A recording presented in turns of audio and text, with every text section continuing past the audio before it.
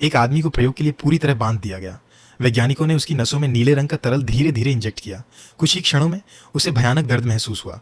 उसका शरीर धीरे धीरे सिकुड़ने लगा और फिर हड्डियां पारदर्शी हो गईं। कुछ ही मिनटों में वह पूरी तरह पारदर्शी इंसान बन गया, लेकिन इस प्रक्रिया में उसकी ऊर्जा खत्म हो गई और वो बेहोश हो गया। टीम की एक सदस्य ने उसकी स्थिति की निगरानी शुरू की। रात के सन्नाटे में उसने महसूस किया जैसे कमरे में कोई और मौजूद हो। मशीनों के सेंसर अपने आप चालू हो गए और पास रखे कैमरे अपने आप हिलने लगे। वह डर गई, जैसे कोई अदृश्य व्यक्ति उसके करीब था। वह चिल्लाई और उस अदृश्य आदमी का नाम लिया, पर कोई जवाब नहीं मिला। जब उसने मॉनिटर देखा तो पाया कि बिस्तर खाली है। वो मुड़ी ही थी कि पारदर्शी आदमी वापस उसी बिस्तर पर था, जैसे कभी हिला ही न हो। अगली सुबह उसने पूरी घटना अपने साथियों को बताई, मगर किसी ने विश्वास नहीं किया। उस आदमी की पुरानी साथी ने भी कहा वो ऐसा नहीं कर सकता, पर हर किसी के मन में डर था। आखिर वो अब इंसान नहीं रहा था। कुछ दिन बाद एक और सदस्य ने भी अजीब हरकतें महसूस की, जैसे कोई पीछे खड़ा हो पर दिखाई न दे।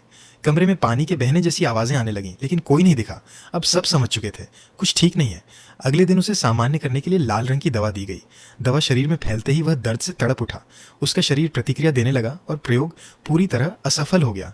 टीम ने उसे रोकने की कोशिश की, लेकिन बहुत देर हो चुकी थी। वो मानसिक रूप से टूट गया और लैब से भाग गया। जब वह घर पहुंचा तो सामने की बिल्डिंग की खिड़की में देखा, वहां एक और पारदर्शी इंसान खड़ा था और वह सीधा उसी को देख रहा था।